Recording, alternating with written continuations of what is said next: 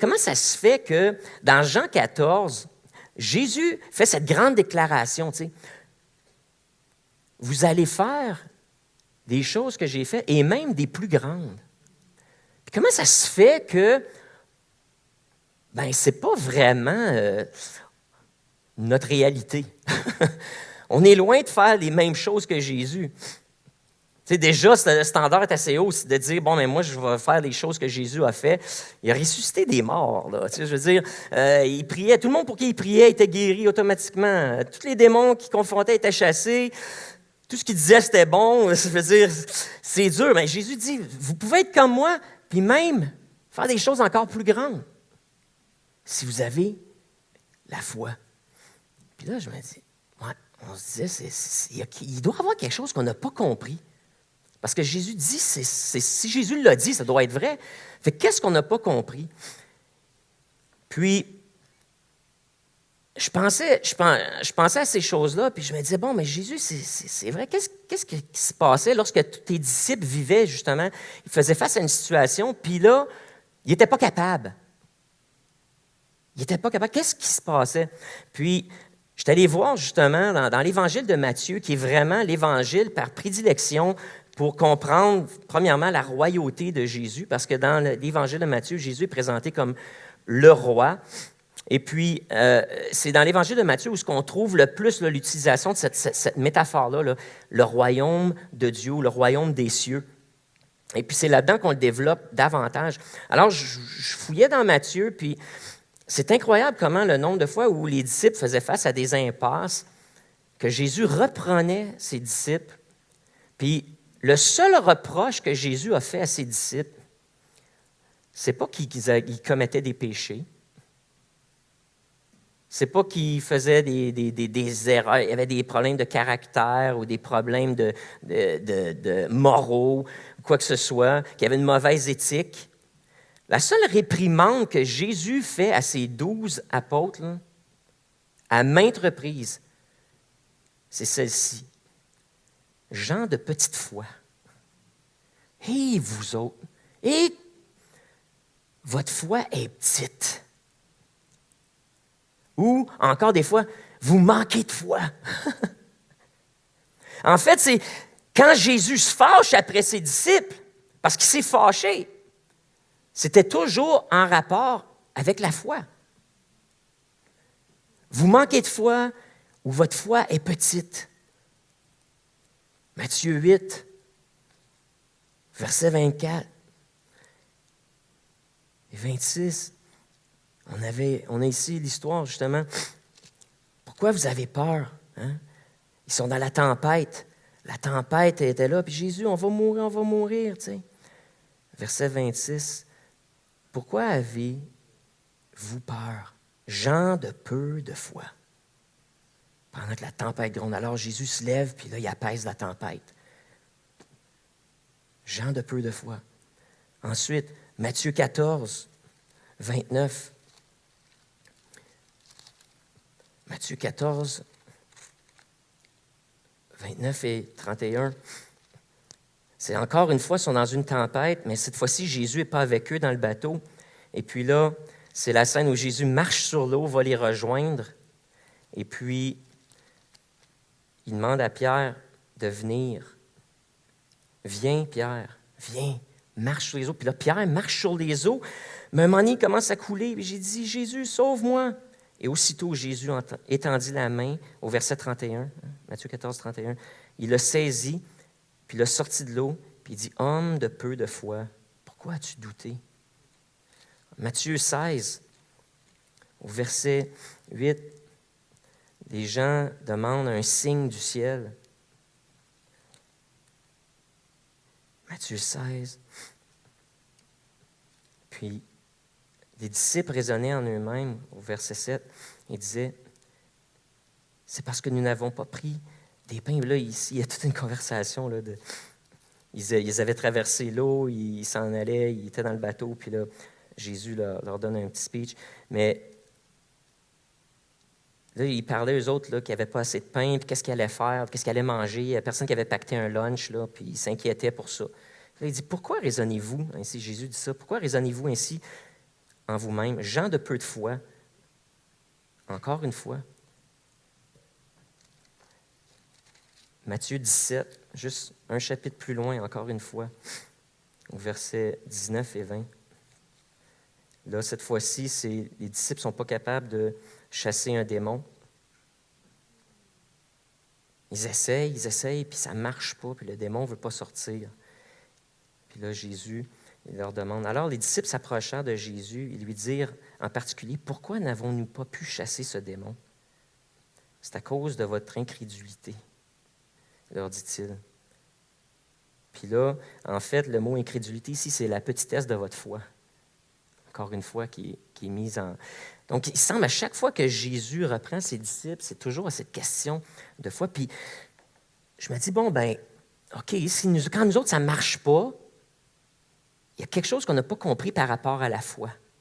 Fait que c'est intéressant, ici, Jésus reprend ses disciples par rapport à la foi, mais dans l'Évangile de Matthieu, il y a un épisode où Jésus est impressionné de la foi de quelqu'un. Puis là, il dit, en fait, voici le modèle de la foi. C'est quoi la foi? Parce que là, on est capable de dire, OK, j'ai pas assez de foi, mais c'est quoi la foi, Jésus? C'est quoi la foi? Mais pour le savoir, il faut aller dans Matthieu au chapitre 8. Et Matthieu au chapitre 8 nous donne des indications ou une clé pour savoir comment activer la foi, ou même, je te dirais même plus, c'est donner une définition de la foi.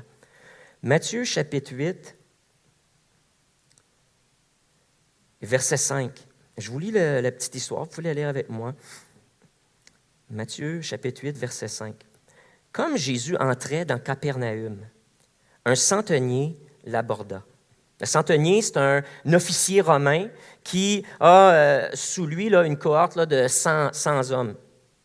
Et puis, donc c'est un homme de responsabilité, un homme d'autorité qui était bien respecté. En fait, dans un autre des évangiles, on lit que le centenier avec qui Jésus parle, c'est un ami des Juifs, puis il avait même aidé à rebâtir la synagogue de la ville de Capernaum.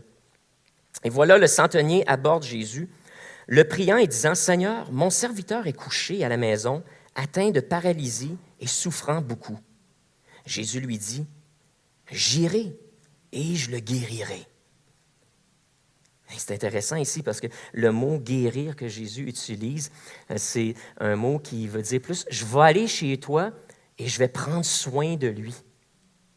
C'est le mot duquel on a le mot thérapie aujourd'hui. Et puis, ça a cette idée d'aller, mais pas juste de guérir, exécuter un miracle, mais c'est d'aller et de trouver une solution en prenant soin et en servant la personne. Donc, c'est un mot qui est quand même riche ici. Et Jésus dit à cet homme-là, ton serviteur est malade, mais moi, je vais aller, je vais te servir, puis je vais aller servir ton serviteur en apportant la guérison, en lui faisant du bien. Donc, il y a cette idée de service déjà là, où on voit déjà l'attitude de Jésus, même dans les mots qu'il employait, où il dit, moi, je suis venu pour servir. Donc, se placer au service des autres. Le centenier répondit, Seigneur, je ne suis pas digne que tu entres sous mon toit, mais dis seulement un mot et mon serviteur sera guéri. Là, il explique qu'est-ce qu'il veut dire ou pourquoi il dit ça. Car moi qui suis soumis à des supérieurs, j'ai des soldats sous mes ordres. Et je dis à l'un, va, et il va, à l'autre, viens, et il vient. Et à mon serviteur, fais cela, et il le fait. Après avoir entendu ça, Jésus fut dans l'étonnement. Et voici ce que Jésus, dans son étonnement, va dire à propos de cet homme-là. Je vous dis, en vérité, même en Israël, je n'ai pas trouvé une aussi grande foi. OK. Je pense qu'on a quelque chose à apprendre ici. Et vous vous souvenez, à chaque fois que Jésus dit « en vérité », sortez vos papiers, vos crayons, parce que ce qu'il va dire est une clé du royaume de Dieu. Donc, il est en train ici de révéler quelque chose de précieux par rapport à la foi qu'il faut saisir, parce que ce qu'il est en train de dire, c'est que même ses disciples n'avaient pas une aussi grande foi ou n'avaient pas une foi comme celle-là. Ça l'a pris un Romain qui n'est pas juif, qui n'est même pas un enfant d'Israël, qui n'est même pas un héritier de la promesse, qui n'a même pas de droit, si tu veux, dans le royaume de Dieu, pour enseigner cette leçon-là aux Juifs et à nous, les chrétiens, qui ont de la misère puis qui se frappent contre un mur souvent lorsqu'on prie et puis qu'on lutte parce qu'encore on croit, on essaie de croire, on demande des choses au Seigneur puis nos prières ne sont pas exaucées. Puis on se demande pourquoi? Bon, mais si tu te sens comme ça, là, ben, tu n'es pas seul, je veux te le dire. Puis même moi, je me pose encore souvent cette question-là. Alors, qu'est-ce qu'on doit faire? Bien, on doit aller voir Jésus. Puis ici, Jésus nous dit, regardez, vous voulez savoir une des clés, là, comment activer cette foi-là? Vous voulez comprendre c'est quoi la foi qui déplace les montagnes? Regardez ce centenier-là. Il est en train de vous dire quelque chose d'important. Parce qu'il n'y a personne à date que j'ai rencontré qui a une foi comme celle-là. C'est une foi qui a étonné Jésus. Et Jésus a été étonné dans les évangiles seulement 2 fois, en passant le mot là, étonné, ou d'être impressionné, d'être saisi, d'être renversé, a seulement été utilisé 2 fois. La première fois, c'est ici, Jésus avec le centenier, dans l'évangile de Matthieu. Et puis l'autre est utilisé dans Marc au chapitre 6, lorsque Jésus est à Nazareth, dans sa ville natale. Et puis, les gens le rejettent. Et ça nous dit que Jésus était étonné de leur manque de foi ou de leur incrédulité. Et à cause de cela, il n'a pas pu faire beaucoup de miracles, si ce n'est que guérir quelques-uns. Incroyable. Donc là, on commence à apprendre des choses. Jésus a été étonné 2 fois. Une fois par un centenier dont la foi est extraordinaire, puis l'autre fois par les gens de sa ville natale qui, eux, n'ont pas cru en lui, n'avaient pas foi en lui. Et à cause de ça, personne ne voulait se faire guérir. Il y en a juste quelques-uns qui sont venus voir Jésus puis qui ont dit, nous, on croit en toi. Tu peux faire quelque chose pour nous? Puis il l'a fait. Mais ici, Jésus est étonné de la foi de cet homme-là. Alors, moi, j'aimerais ça que Jésus soit étonné de ma foi. J'aimerais ça, avoir ce compliment-là. Moi, quand je vais arriver au ciel, je vais voir Jésus, puis que Jésus dise, « Viens, rentre dans ma présence, bon et fidèle serviteur. » Puis, « Wouh, boy, toi, t'en avais de la foi! » Ce serait le fun! Alors, qu'est-ce que la leçon du centenier ici? Pour finir l'histoire, Jésus alla et, voyons voir, excusez, je vous le dis, même en Israël, je n'ai pas vu une si grande foi. Puis verset 11, « Or, je vous déclare que plusieurs viendront de l'Orient et de l'Occident et seront à table avec Abraham, Isaac, Jacob dans le royaume des cieux. Mais les fils du royaume seront jetés dans les ténèbres du dehors, où il y aura des pleurs et des grincements de dents. Puis Jésus dit au centurion, « Va, qu'il te soit fait selon ta foi. » Et alors même, le serviteur fut guéri. Donc, sur la base de la foi du centenier, son serviteur a été guéri sans même que Jésus ait à se déplacer en personne. Donc, c'était quoi l'élément là-dedans? C'est la foi. Il faut comprendre c'est quoi la foi. Et nous, je pense, en tout cas moi, je vais parler pour moi, souvent, j'équivaut la foi à croire que quelque chose d'impossible est possible. De croire à l'impossible. De croire que Dieu peut accomplir quelque chose d'extraordinaire que moi, je ne suis pas capable de faire par moi-même. C'est souvent ça, ma foi. Mais ici, la grande leçon, c'est que la foi est reliée à notre compréhension de l'autorité. Là, je reviens à tout ce que je disais au début, à l'autorité, puis les structures d'autorité, puis que dans le royaume de Dieu, c'est vraiment un royaume qui est organisé, il y a une hiérarchie, puis il faut comprendre cette notion d'autorité qui est là dans le monde spirituel. Jésus dit ici, ce centurion-là a compris quelque chose que vous autres, vous n'avez pas compris. Que ceux qui se pensent les enfants du roi Ils n'ont pas compris. Quand il parle des héritiers là, qui vont être jetés dehors, il parle du peuple juif, hein, qui sont les héritiers de la promesse de l'Ancien Testament, qui, eux, sont par droit de naissance là, le peuple de Dieu. Mais ici, la foi, Jésus dit, la foi, c'est pas que tu penses que tu mérites quelque chose, là, ou que Dieu t'aime assez qu'il va faire ce que tu lui demandes. Et souvent, nous, c'est ça qu'on pense. Ben Dieu, t'es bon. Dieu, t'es compatissant. Dieu, t'es plein d'amour. Dieu, t'es un Dieu fidèle. T'es pas menteur, tu tiens tes promesses. Alors, on se dit, sur la base de ton caractère, qui est bon, ben tu vas faire quelque chose de bon pour moi, parce que si je te le demande, tu es comme un bon papa, tu as compassion, puis tu veux l'accomplir. Ben Jésus, ici, il dit, il y a des gens qui sont nés dans la famille, puis qui mériteraient, parce qu'ils sont les enfants de Dieu, d'avoir la réponse à leur prière, et pourtant, ça dit ici, Dieu va les rejeter. Ils vont être jetés dehors. Mais il dit, regarde, ça c'est un païen, c'est un vieux mot là, pour dire quelqu'un qui n'était pas un hébreu. Ce païen-là, lui a compris quelque chose et sa foi est plus grande que toute la vôtre. Puis c'est des gens comme ça que Dieu, avec qui Dieu va remplir son royaume. Puis là, c'est ça la prophétie qui fait là, qu'il y a des gens qui vont venir de partout, hein, qui vont être assis à table avec Abraham, Isaac et Jacob. Des gens viendront de l'Orient et de l'Occident, de partout dans le monde, qui ne sont pas juifs de naissance, parce qu'ils vont avoir compris quelque chose par rapport à la foi.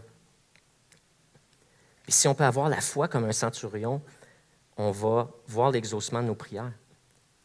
Et voici ce qui fait la différence avec le centurion, c'est que le centurion, il ne dit pas « Jésus, aie pitié de moi » ou « aie pitié de mon serviteur ». Il ne fait pas appel à la compassion de Jésus. Il ne fait pas appel à sa bonté. Mais ce qu'il fait appel, il fait appel à son autorité.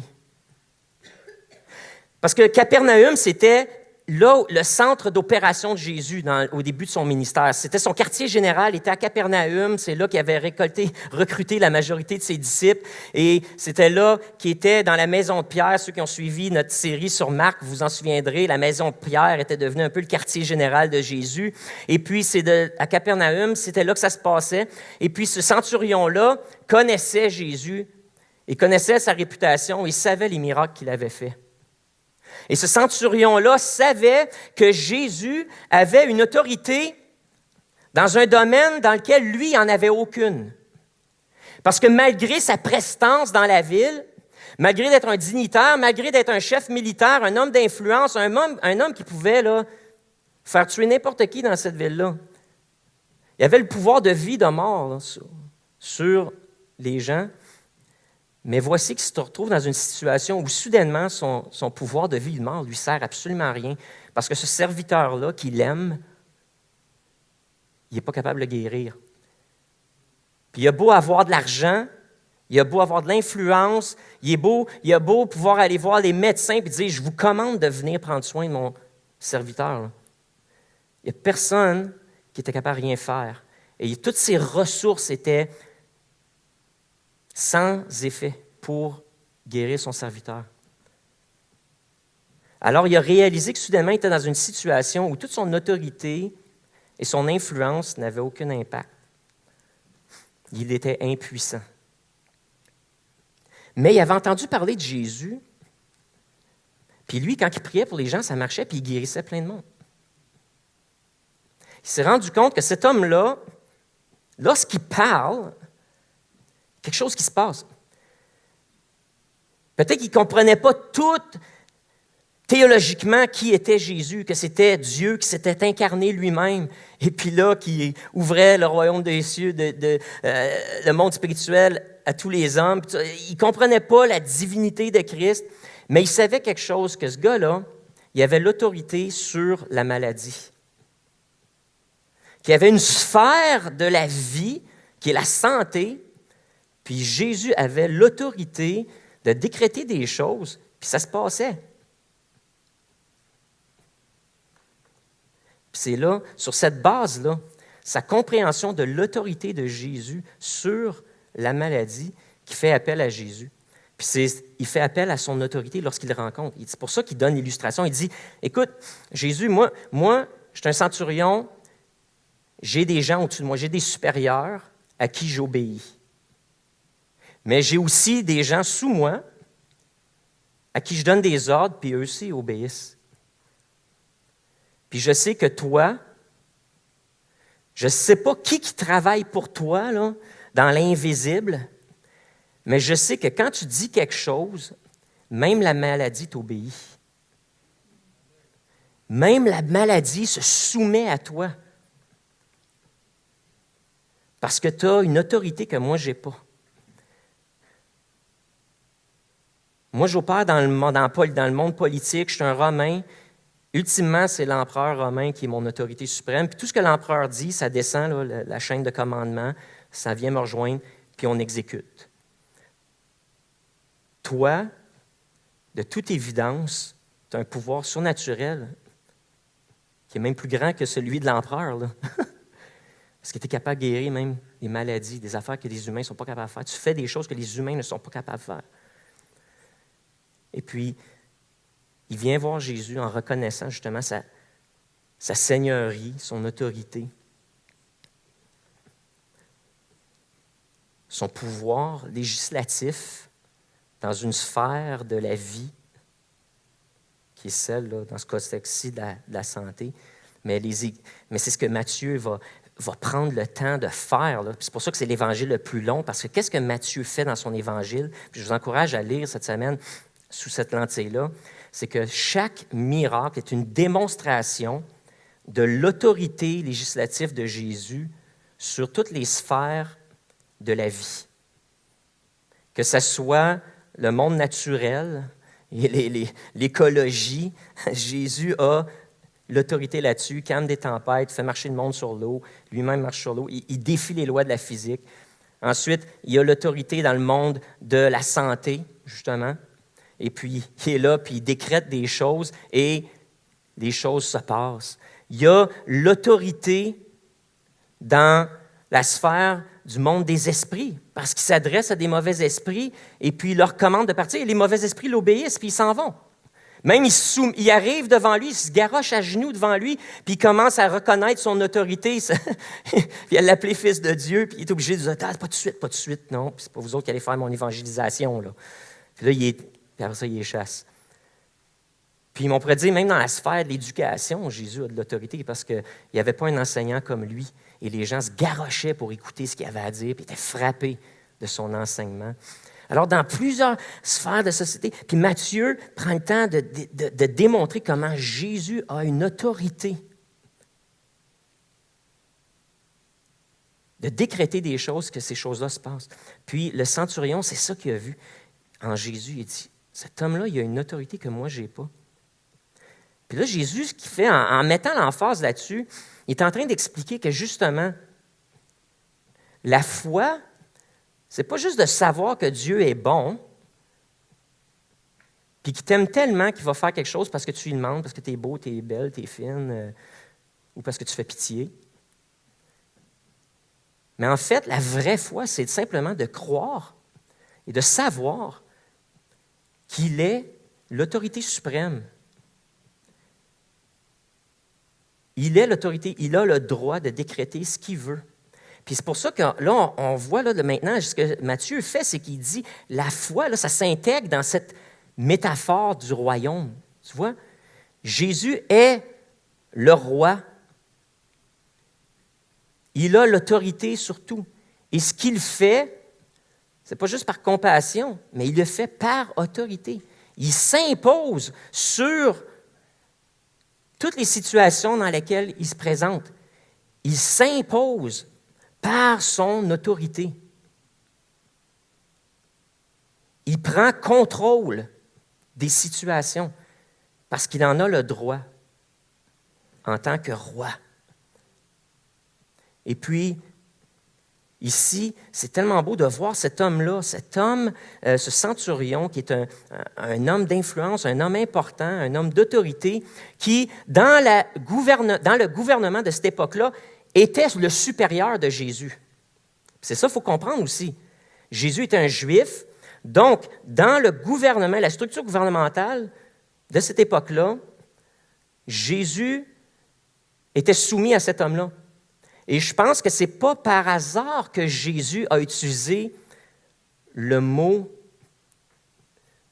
thérapie pour dire qu'il allait aller prendre soin du serviteur.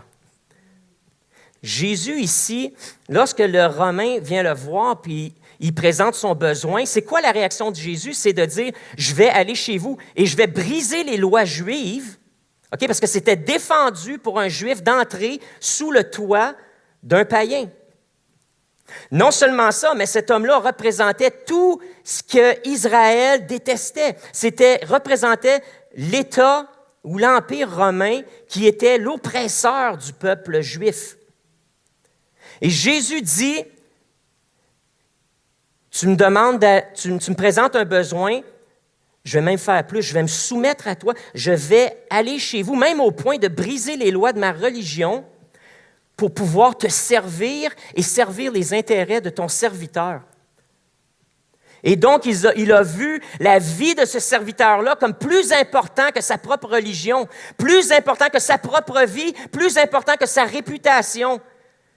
Cet esclave-là, qui n'était pas romain et qui peut-être venait d'une autre nation, qui était arrivé là, qui avait été peut-être même enlevé d'un autre pays, puis qui avait été acheté par ce centurion-là,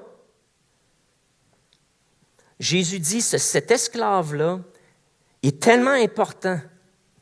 Et parce qu'il est important pour toi, il est important pour moi, et puis moi, je suis même prête à briser mes lois religieuses, perdre ma réputation pour pouvoir aller le guérir. Jésus s'est mis au service. Donc Jésus, là, voici la grande leçon, c'est que dans le monde naturel, Jésus était soumis aux autorités. Dans le monde naturel, Jésus était soumis aux autorités. Et dans ce contexte-ci, il dit, moi, je vais me soumettre à toi, centurion, parce que je sais que tu pourrais décider, si je te dis non, tu pourrais même me tuer. Tu aurais le droit de me tuer. Mais regarde, je suis ici pour servir et faire du bien.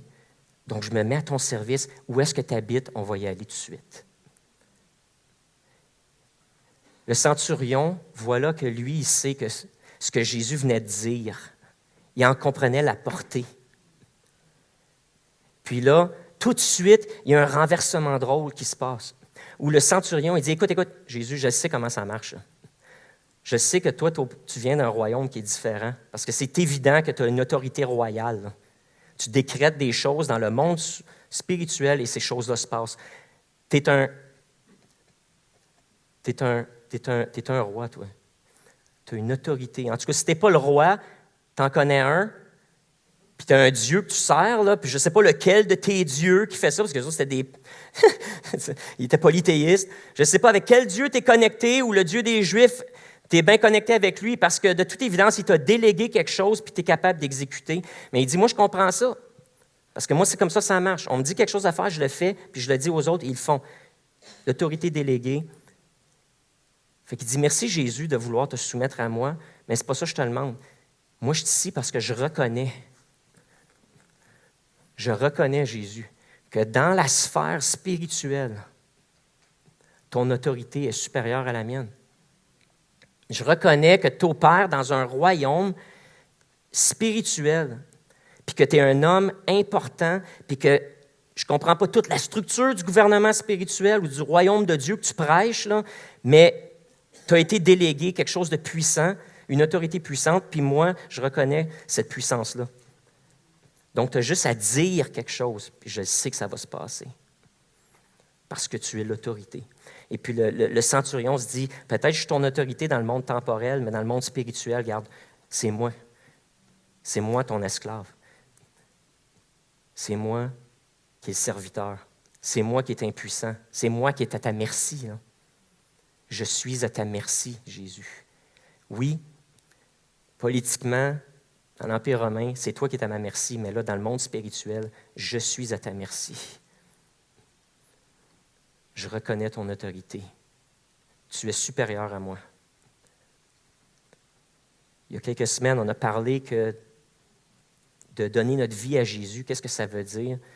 Ce n'est pas juste de demander pardon de nos péchés, mais c'est de reconnaître sa suprématie et de soumettre toute notre existence à son service et de faire ce qu'il nous demande. Ça, c'est le pas de foi qu'on a à faire.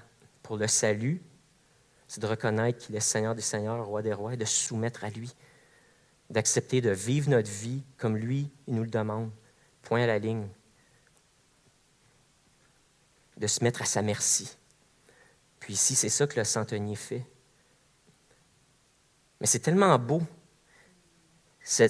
comment est-ce que Jésus respectait l'autorité dans laquelle il était, puis était prêt à aller servir, même au dépens de briser ses lois puis de perdre sa réputation. Peut-être qu'il se disait, déjà, au point où je suis rendu, ma réputation, plus rien à perdre. On ne sait pas. Mais voilà qu'il veut servir. Et puis, c'est là qu'il y a un renversement de rôle, puis l'homme lui dit, non, je reconnais. Donc, pour ramener ça à nous, je pense des fois, on prie, puis on fait appel à Dieu, mais on essaie de faire appel à sa pitié, à sa compassion. On essaie de marchander même des fois dans nos prières avec Dieu. Jésus, je suis ton enfant. Tu ne peux pas me faire ça. Jésus, tu me l'as promis. Mais puis là, on essaie de, je vais faire ci, je vais faire ça pour toi. Si tu fais ça pour moi, ou je vais jeûner plus, je vais lire ma Bible plus, ou je vais prier plus, je vais prier mieux. Puis on pense qu'il faut se le mériter, ou qu'il faut toucher la petite corde sensible qui va faire que Jésus, Dieu, va agir dans nos situations. Et si Dieu avait, dans son gouvernement, avait délégué la responsabilité de répondre aux prières et aux requêtes à nous.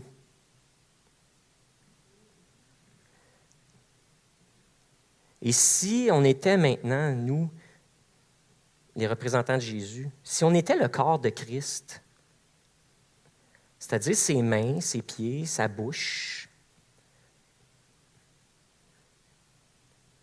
si on croyait vraiment et on comprenait vraiment le concept d'autorité déléguée,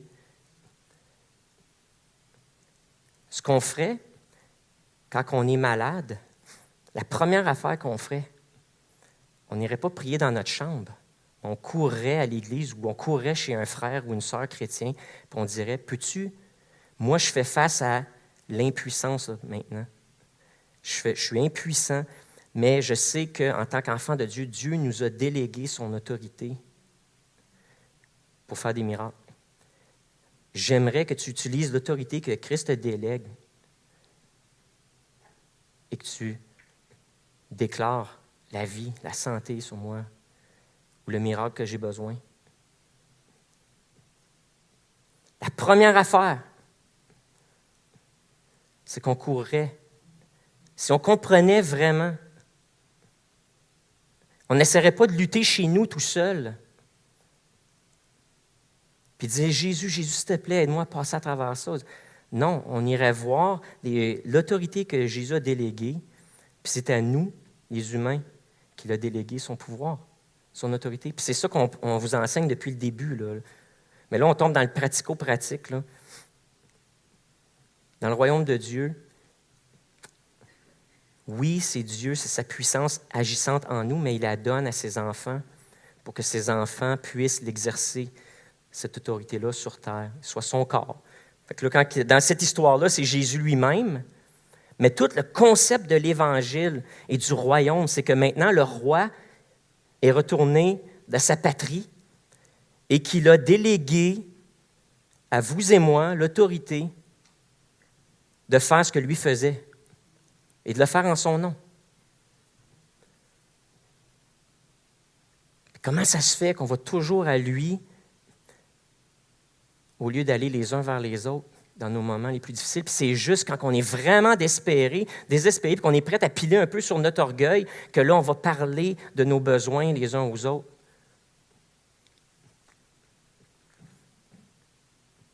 Parce qu'on ne comprend pas l'autorité que Dieu nous a donnée les uns aux autres.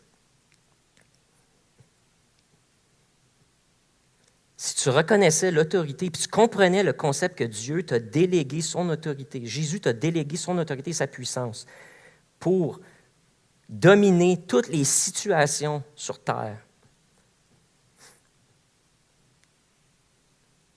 Si tu le comprenais pour ta propre vie, tu le verrais aussi dans les autres.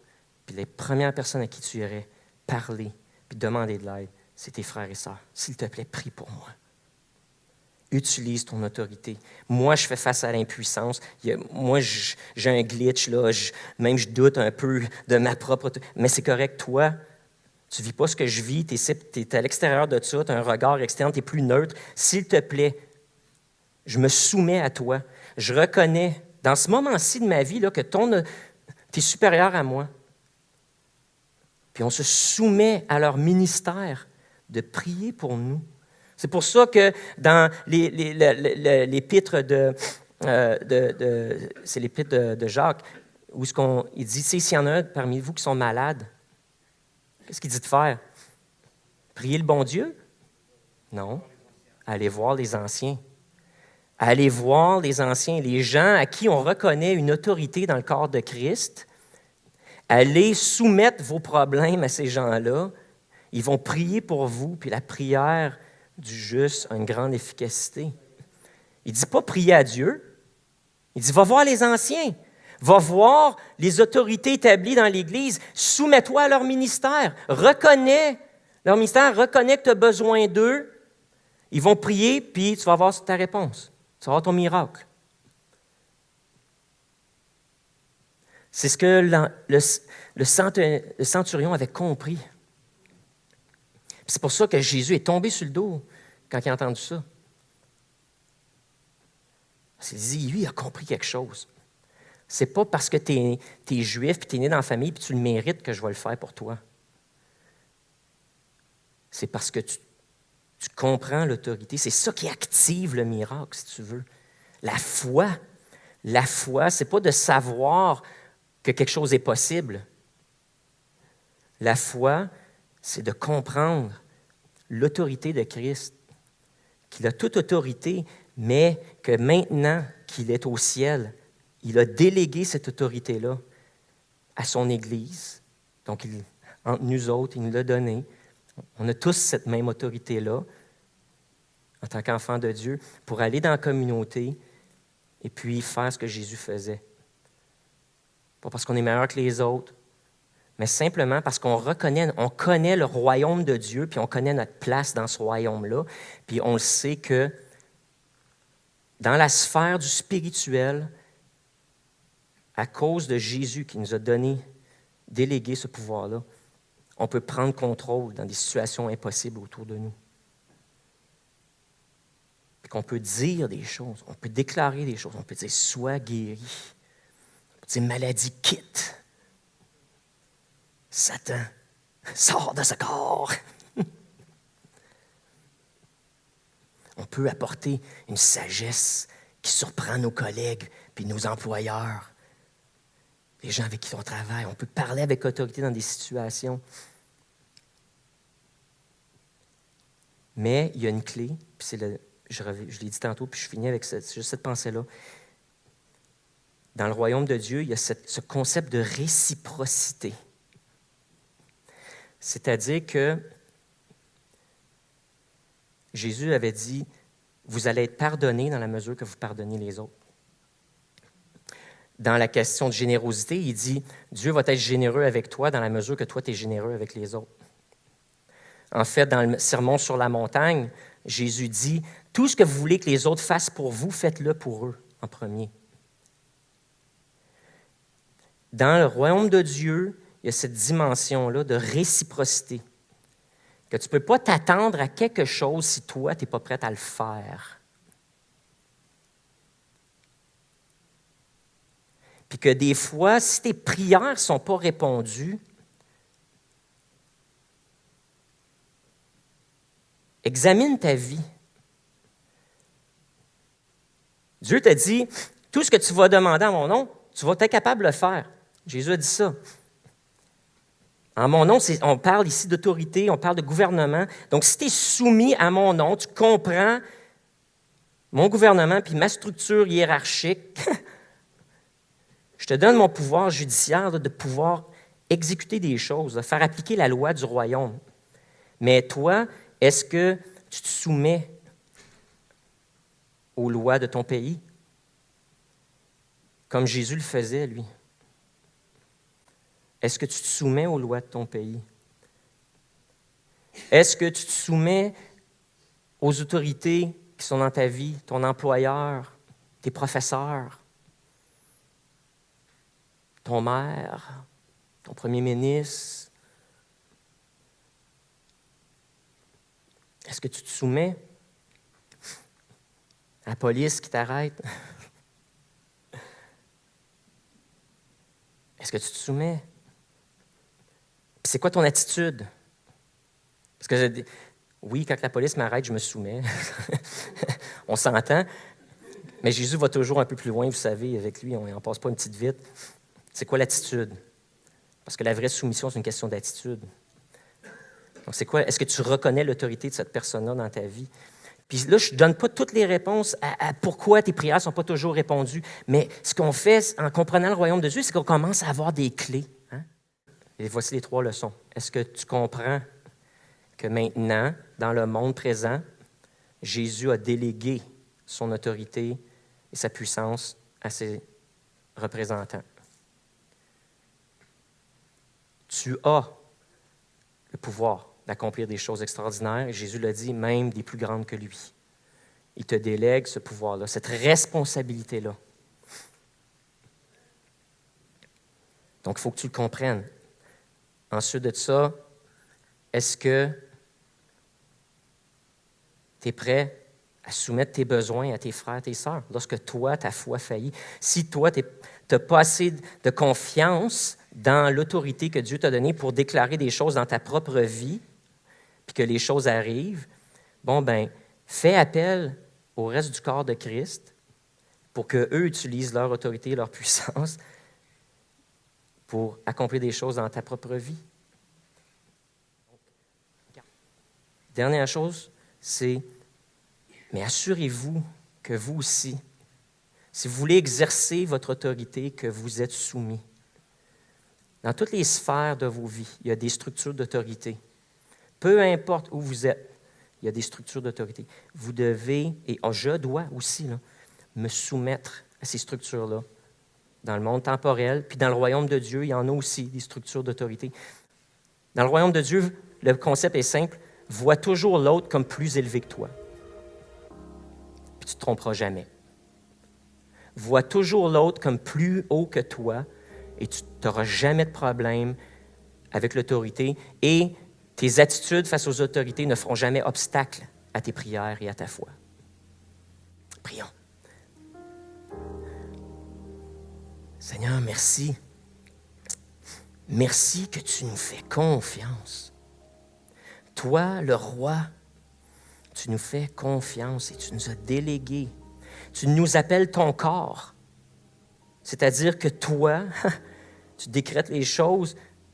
Toi, tout vient de toi, tu es la source, mais nous, on est la manifestation là, de ton royaume, de tes valeurs, de ces principes du monde spirituel. On est ceux qui les manifestent et les incarnent ici sur terre. Merci de nous faire confiance à ce point-là. Merci de nous donner ces clés. Et que cette semaine, on puisse les prendre, Seigneur, pour manifester ton royaume sur cette terre. Et prendre notre place, pas avec arrogance, parce que la loi de soumission nous empêche de tomber dans l'arrogance. Alors oui, on reconnaît notre position dans le monde spirituel, mais avec les humains, on reconnaît qu'on est là pour servir comme toi, tu l'as reconnu. Puis ça va nous empêcher d'être arrogants, nous empêcher de dominer sur les autres. Mais au contraire, on va utiliser la puissance et l'autorité que tu nous donnes pour servir et faire du bien. Alors sers-toi de nous, Seigneur. Nous sommes tes serviteurs. Amen. Amen.